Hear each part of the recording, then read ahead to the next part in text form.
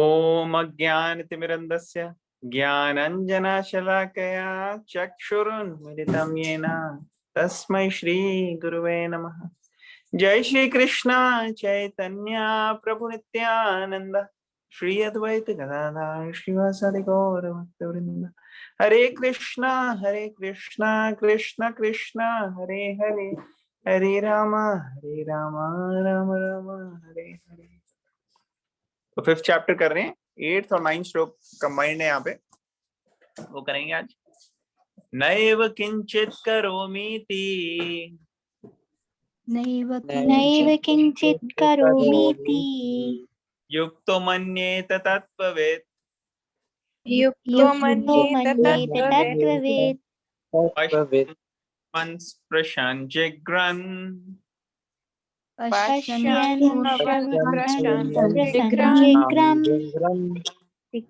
अश्नन् गच्छन् स्वपान् स्वशन्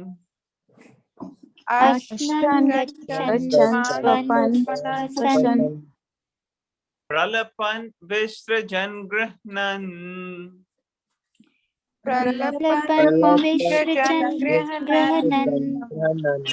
निशन् निमिषन्नपि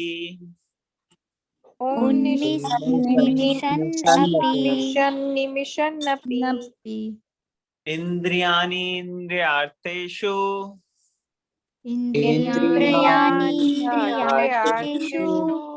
वर्तन्त इति धारयन्।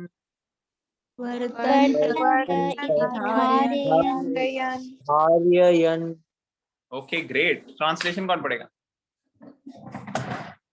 को वॉलंटियर करेगा ट्रांसलेशन पढ़ने के लिए? हरे कृष्ण प्रभु जी, कैन आई रीड? हाँ माता जी, जो माता जी पढ़ लो आप।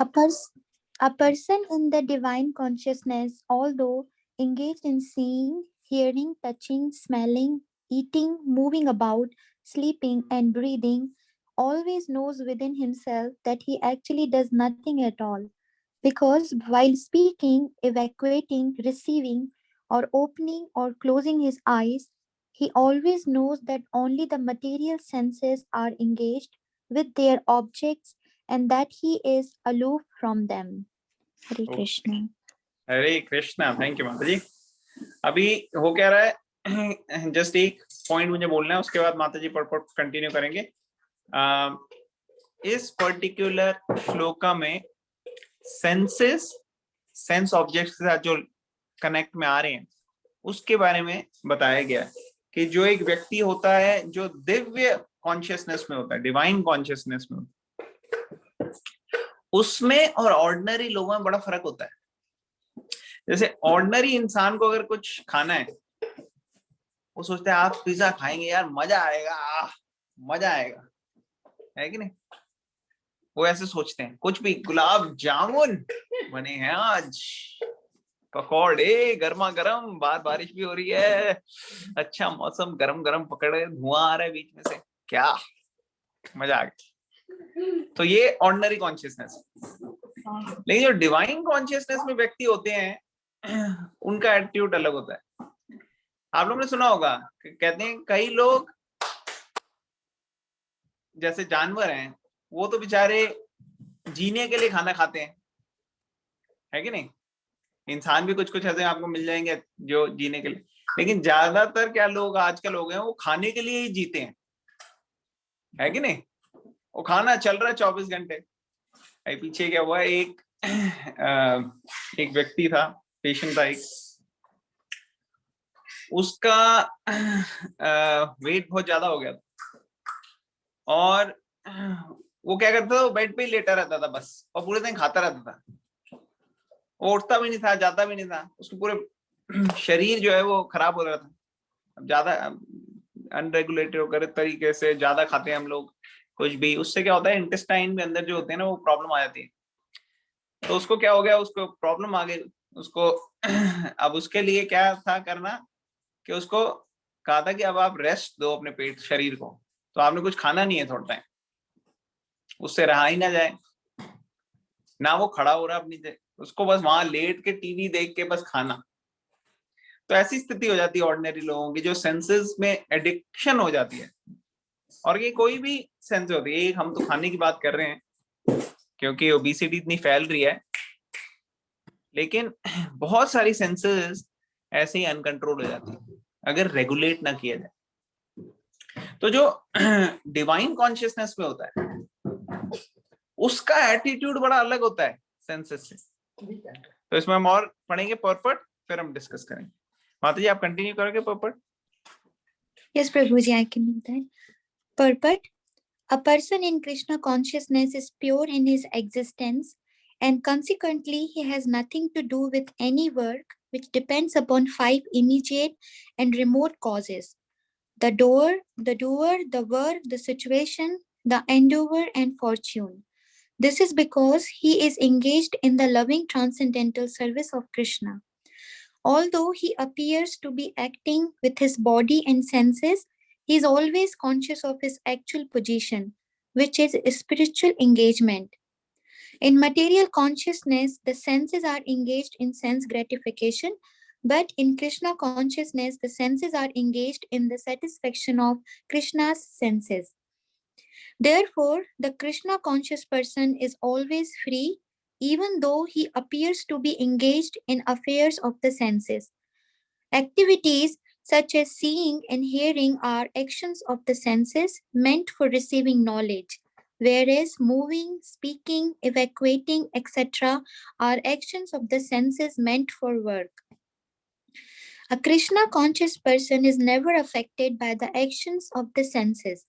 He cannot perform any act except in the service of the Lord because he knows that he is the eternal servitor of the Lord. Hare Krishna. हरे कृष्णा। तो यहाँ पे हम कुछ दिन पहले डिस्कस कर रहे थे ना कि दो तरीके की सेंसेस होती हैं, इंद्रियां दो तरीके की हैं। यहाँ पे जो भगवत गीता जिस तरीके से एनालाइज कर दिया हमारी बॉडी की सिचुएशन को, दो सेंसेस हैं। एक है, कौन सी है? एक पहली कौन बताएगा? अभी हमने कल परसों किया। कर्म इंद्रिय प्रभु जी। हाँ, कर्म इंद्रिया। तो कर्म इंद्रिया क्या होती है?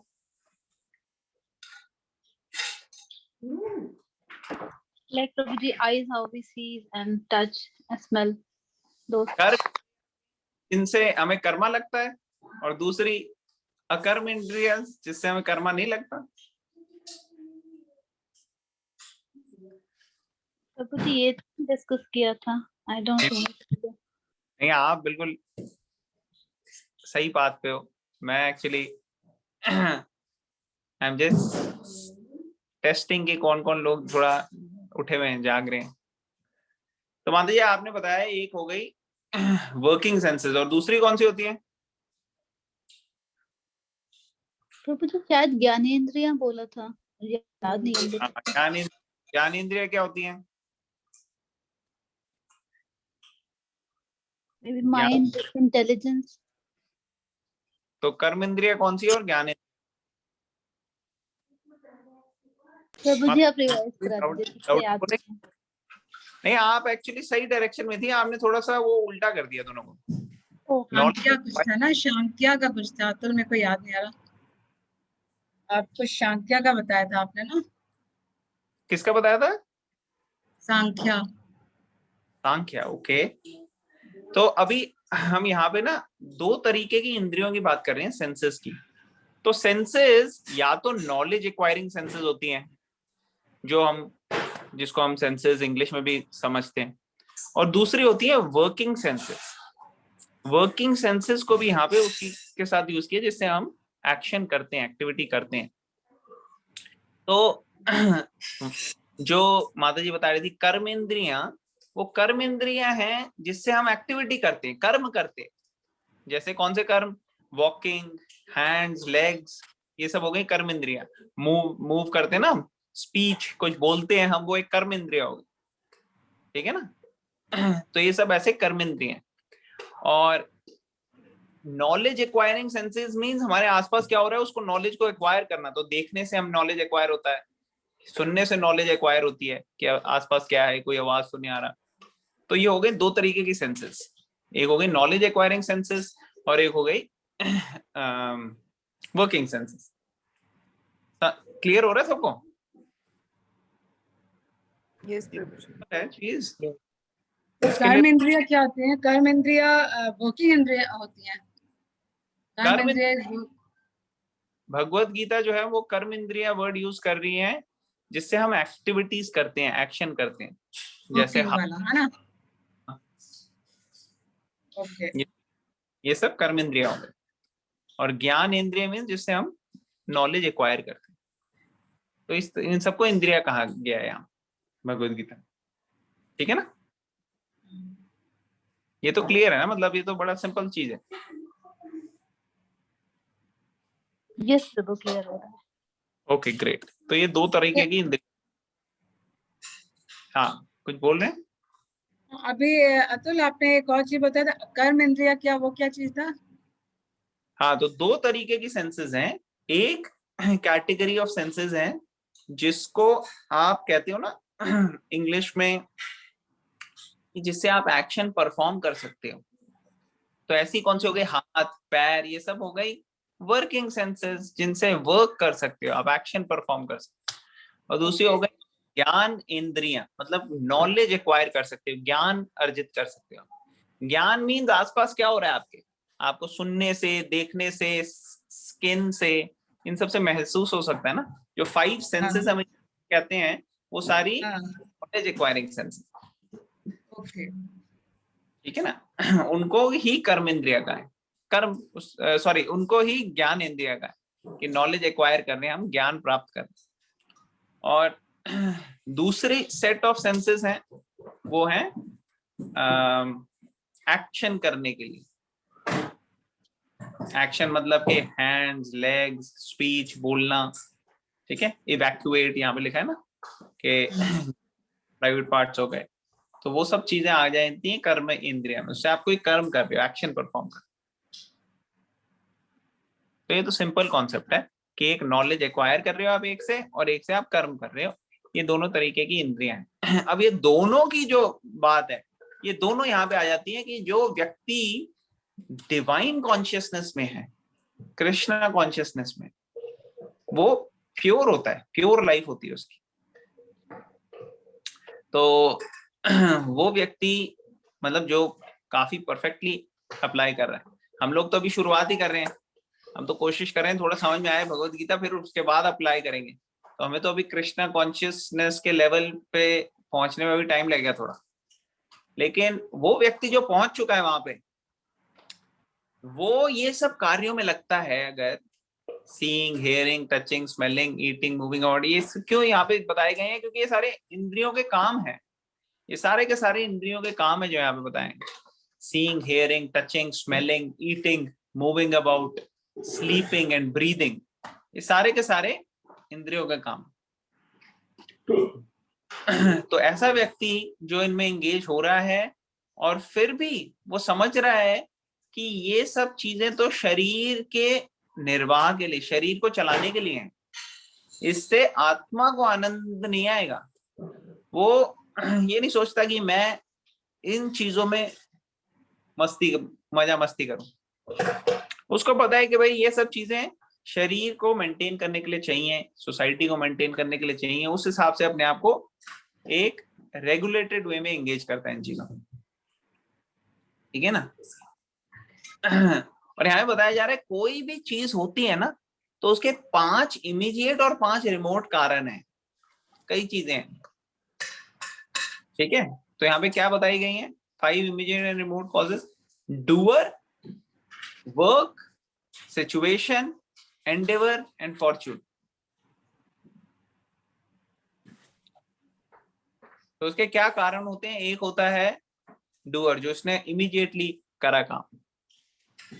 ठीक है?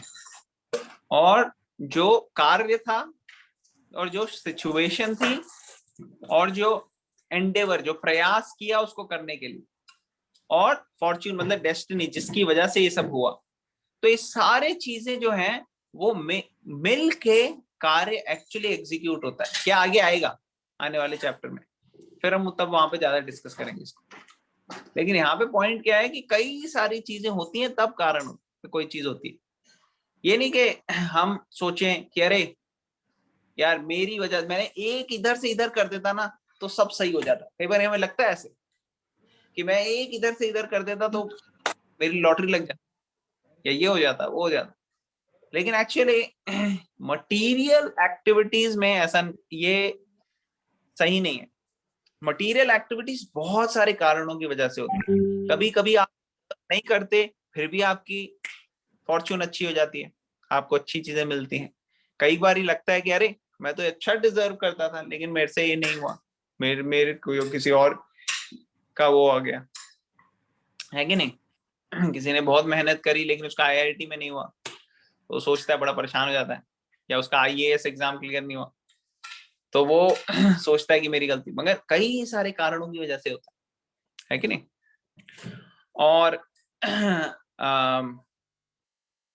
कुछ उल्टा सोचते हैं।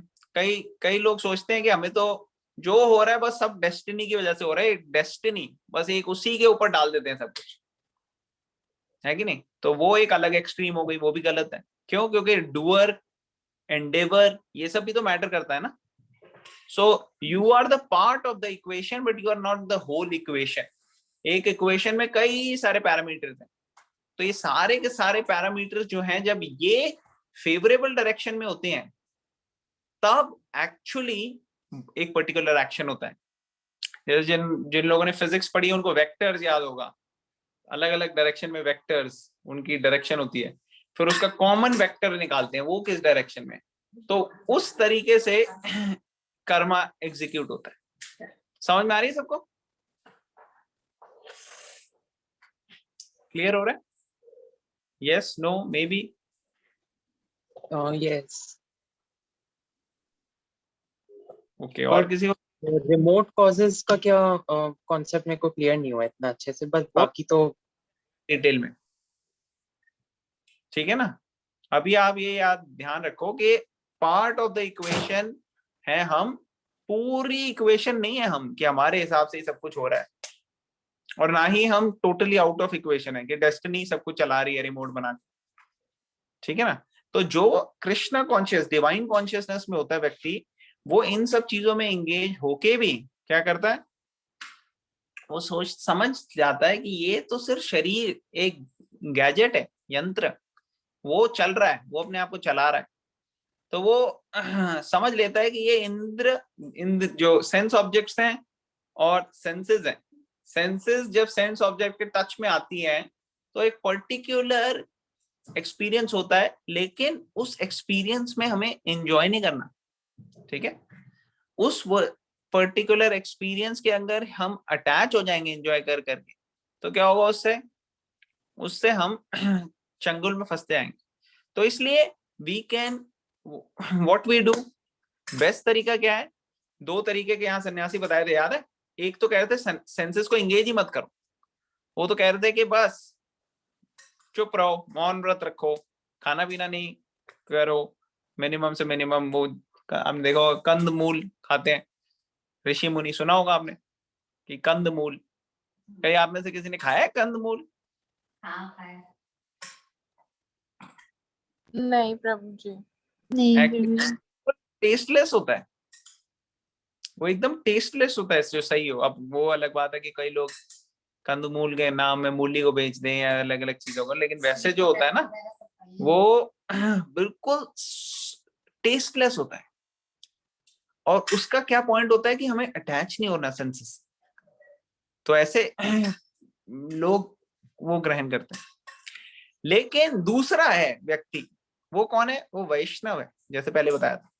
वो इंद्रियां, जब इंद्रियों को टच होती हैं तो वो क्या करता है, उसको भगवान की सेवा में लगाने के लिए करता है। तो अगर आप प्रसाद लो, भगवान को ऑफर करो अच्छे आइटम्स जो भी है, और भगवान के मर्जी के हिसाब से आप चलो, तो वो चीज जो है आपको कर्म बंधन में बांधेगी नहीं, बचा के रखेगी। लेकिन फिर भी हमें ये ध्यान रखना है कि हम अटैच ना हो, और वो नेचुरली होगा। वो धीरे धीरे, अगर आप ऑफरिंग करके ही खाओ प्रसादम, भगवान को ऑफर करो, सच्चे दिन से अच्छे से प्रिपेयर करो उसे, भगवान को ऑफर करो और वितरण करो, आप देखोगे कॉन्शियसनेस घर की चेंज हो जाएगी, घर की चेंज हो जाएगी कॉन्शियसनेस। तो कुक की कॉन्शियसनेस पे डिपेंड करता है कि कैसे दूसरे लोगों की कॉन्शियसनेस घर में चेंज होती है। तो एक कहावत है ना,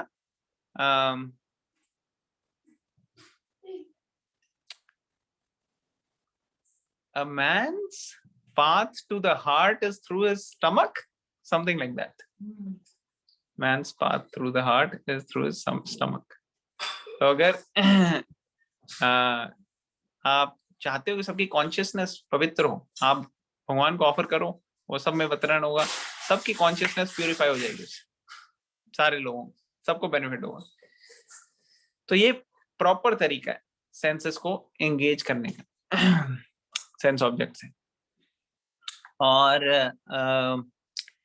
जो वर्किंग सेंसेस हैं उसको भी हम भगवान की सेवा में लगाते हैं। जो भी हम कार्य कर रहे हैं, आपने पूरे दिन मेहनत करी, आप करके आए ऑफिस से, वर्क प्लेस से, अब आप कैसे उसको भगवान की सेवा में लगाओ, ये मैटर करता है। अगर आप भगवान की सेवा में उसको लगाते हो, जो भी आपको मिलता है, आपको अच्छी रेपुटेशन मिली, आपने मेहनत करी, आपको एक डेजिग्नेशन मिली, आप उसको यूज करते हो भगवान की सेवा में, पैसा मिला आपको, वो पैसा को आप भगवान की सेवा में यूज करते हो। तो अगर आप सब भगवान की सेवा में यूज करते हो तो आपको कोई कर्म नहीं लगेगा। तो ये सारी चीजें हैं, ये अब हम और आगे आगे डिस्कस करेंगे। अभी कृष्णा बड़ा अच्छा एग्जाम्पल देने वाले हैं, तो हम एक और श्लोक करेंगे फिर डिस्कस करेंगे। किसी का कोई पॉइंट है, क्वेश्चन, कमेंट? अच्छा, नताशा माता जी ने यहाँ पे बड़ी सारी चीजें चैट बॉक्स में डाली हैं, एक बार देख लेते हैं। तो वो यहाँ पे क्लियर कर रही हैं कि देखो वर्किंग सेंसेस हैं और उनको कह रहे हैं कर्मेंद्रियां, और स्पीच, हैंड्स, फीट, जेनिटल, ये सब आ गए। और नॉलेज सेंसेस हैं ज्ञानेंद्रियां, उसमें seeing, hearing, taste, touch, smell आ गई। तो 5 वर्किंग सेंसेस हो गए और 5 knowledge acquiring senses. Perfect, very nice. Natasha माता जी, you want to add something, some points here? नहीं प्रभु जी, thank you very much. Excellent, very nice, thank you. बड़ा अच्छा आपने चैट बॉक्स में। ओके, आगे चलते हैं।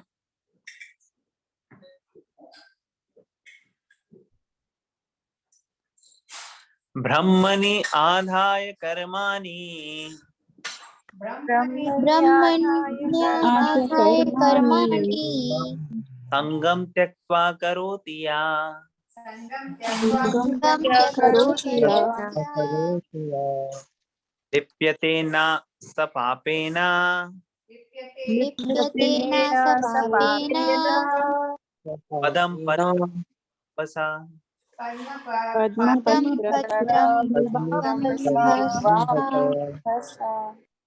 Perfect, okay. ट्रांसलेशन कौन पढ़ेगा?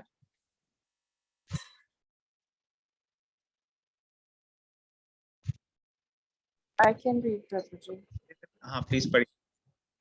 One who performs his duty without attachment, surrendering the results unto the Supreme Lord, is unaffected by sinful action, as the lotus leaf is untouched by water. Hare Krishna. Hare Krishna, thank you. Okay, तो कृष्णा किसका example दे रहे हैं? Krishna example दे रहे हैं lotus leaf का, ठीक है ना? तो लोटस का लीफ किसी ने देखा है कभी? यस, आप से किसने देखा है? कभी ऑब्जर्व किया? आजकल तो लोटस दिखते ही नहीं है। मैंने देखा। देखा है प्रभु जी। देखा है प्रभु जी। वेरी नाइस, आप लोगों ने तो बड़ा अच्छी चीज की है। लोटस वरना दिखता नहीं इतनी इजीली। और किसने नहीं देखा लोटस लीफ? वो सबने देखा हुआ यहाँ? Only in picture. Real lotus flower तो we have seen. नहीं, रियल की बात कर रहे हैं हम। Real lotus flower we have seen, but we have not seen that this. We have not. I have not observed untouched by water. अच्छा, तो आपने जनरली ऐसे लोटस लीफ तो देखा है, लोटस तो देखा है, और Lotus flower, yeah. देखा लीफ, पत्ते जो होते हैं लोटस के। हम तो खेलते थे ऐसे कि पानी उसमें करेक्ट, कई बार लोग खेलते हैं ऐसे ऐसे। आपको वीडियोस भी दिख जाएंगे अगर आप देखोगे ना ऑनलाइन कि कैसे लोटस फ्लावर में हो रहा है। ऐसे प्रभु जी वो टारो रूट की लीव्स होती है ना, वो भी ऐसी होती हैं, उसमें भी पानी डालो तो वो ये डांस हो नहीं, टच होते हैं, एब्सॉर्ब होते हैं। Thank you, very nice. तो हम परपट पढ़ते हैं। कौन पढ़ेगा परपट? Hare Krishna, मैं पढ़ूं? हाँ पढ़िए। Perfect. Here, Brahmani means in Krishna consciousness. The material world is a sum total manifestation of the three modes of material nature, technically called the Pradhana. The Vedic hymns Sarvam Hai Etad Brahma, Mandukya Upanishad 2, Tasmat Etad Brahma Nama Rupam Annam Cha Jayate, Mundaka Upanishad 1.2.10, and in the Bhagavad Gita 14.3, Mama Yoner Mahad Brahma indicate that everything in the material world is a manifestation of Brahman, and although the effects are differently manifested, they are non-different from the cause. In the Ishopanishad, it is said that everything is related to the Supreme Brahman or Krishna, and thus everything belongs to him only. One who knows perfectly well that everything belongs to Krishna, that he is the proprietor of everything, and that therefore everything is engaged in the service of the Lord, naturally has nothing to do with the results of his activities, whether virtuous or sinful. Even one's material body, being a gift of the Lord for carrying out a particular type of action, can be engaged in Krishna consciousness.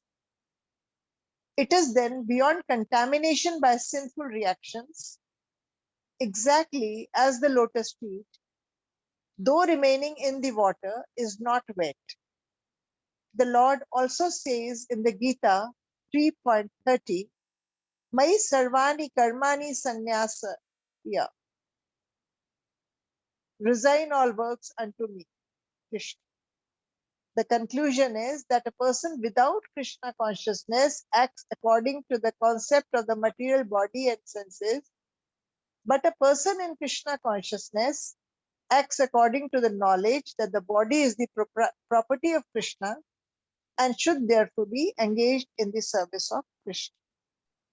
Hare thank you for sharing. Okay, तो यहाँ पे Krishna example किसका दे रहे हैं? Lotus leaf untouched by water.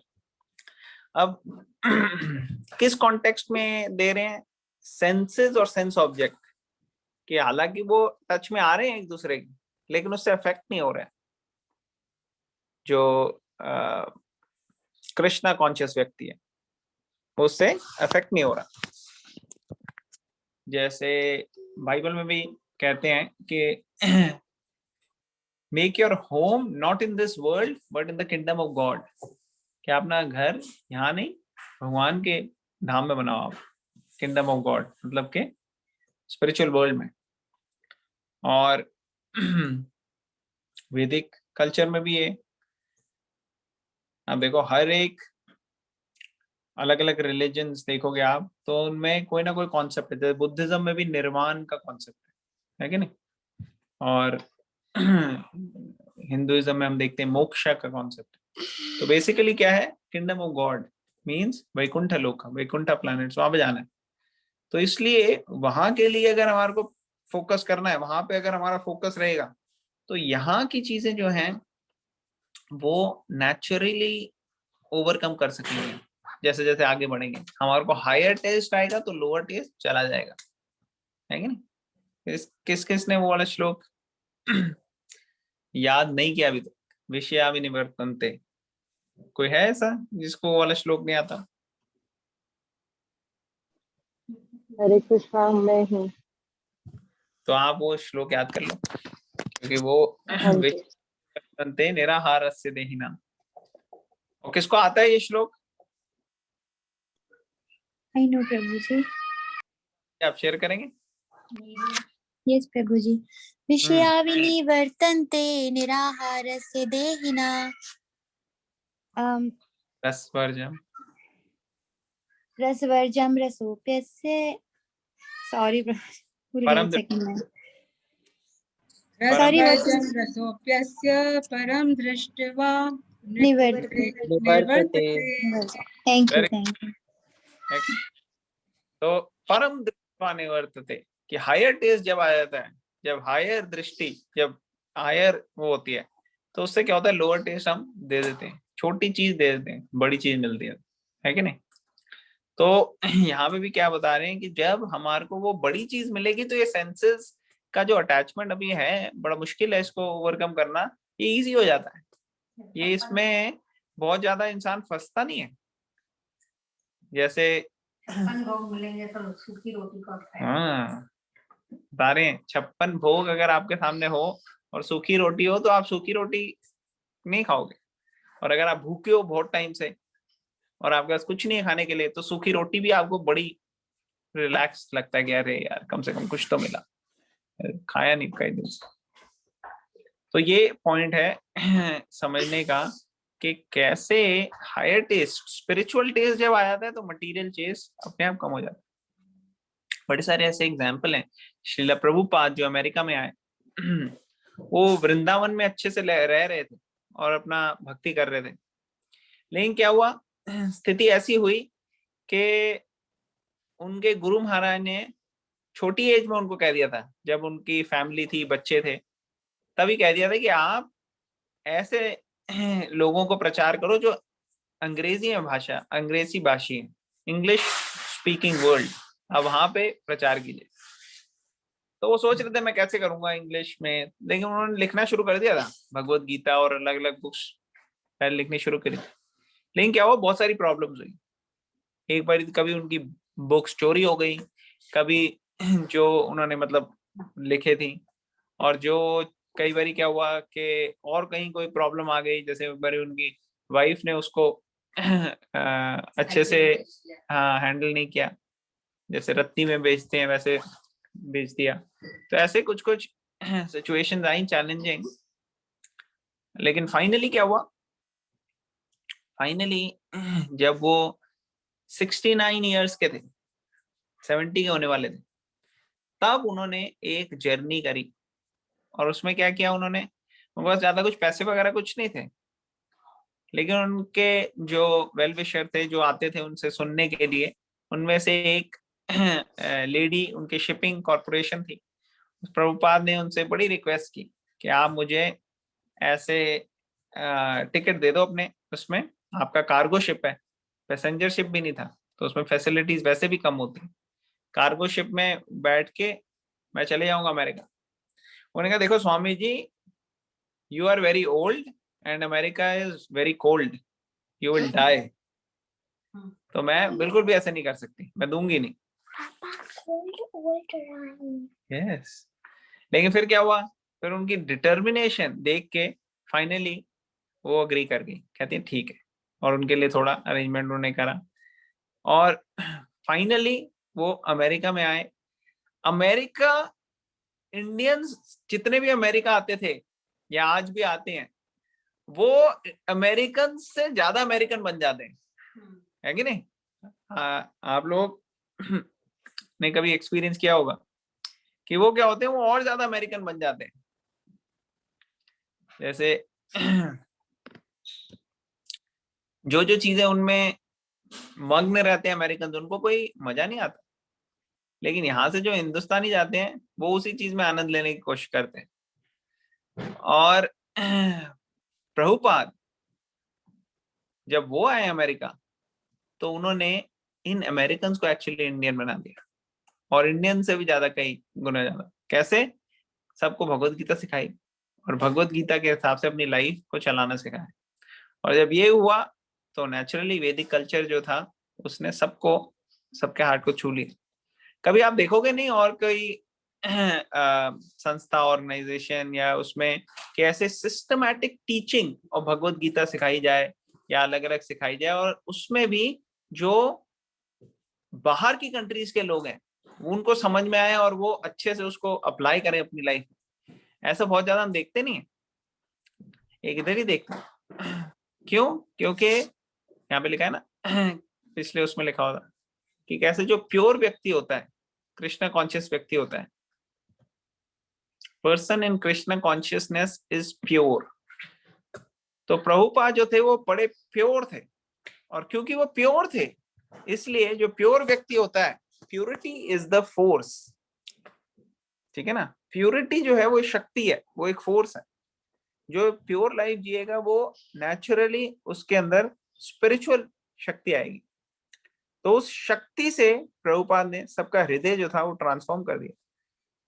70 साल से की उम्र में स्टार्ट करा उन्होंने, कोशिश की। अमेरिका में वो पहले 1 साल तक कोई सक्सेस नहीं मिले उनको, और उससे पहले हिंदुस्तान में 70 साल तक कोई खास सक्सेस नहीं मिली थी। ऐसे नहीं कि हिंदुस्तान में बड़े सारे मंदिर बनाए हुए थे उन्होंने, नहीं।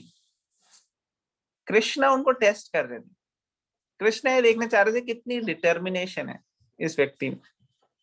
और जब कृष्णा खुश हो गए तो उसके बाद जो काम लोगों ने 10 जन्मों में भी नहीं किया था वो प्रभुपाद ने 10 साल में कर दिया। प्रभुपाद जिस शहर में जाते थे, जिस कंट्री में जाते थे, उस कंट्री में अगर वो जैसे एक कंट्री में क्या हुआ, वो रुके, जस्ट एक फ्लाइट लेके लैंड हुए और दूसरी फ्लाइट की वेट कर रहे थे 2-3 घंटे के लिए, और वहां पे एक लोकल व्यक्ति से मिले और उस लोकल व्यक्ति को भगवत गीता की नॉलेज दी। और उसमें क्या हो गया कि वो व्यक्ति इतना इम्प्रेस हो गया कि वहीं वो 2 घंटे की उसमें इंटरैक्शन में उसने इसको अपने लाइफ का मिशन बना ली, भगवत गीता। और फीजी में रहते थे वो, फीजी में। तो वहां पे क्या किया उन्होंने, वहां पे कुछ टाइम बाद वहां पे मंदिर खोल दिया, एक व्यक्ति के साथ 2-3 घंटे मिले थे सिर्फ। तो उसमें और वहां पे एक सेंटर खुल गया इस्कॉन का, और फ्लरिश करने लगा आने वाले टाइम। प्रभुपाद गए जापान में, ईरान जैसी कंट्री में इस्कॉन के टेम्पल सेंटर, पाकिस्तान जैसी कंट्री में इस्कॉन के सेंटर, रशिया में गए प्रभुपाद। रशिया में एक मुलाकात हुई,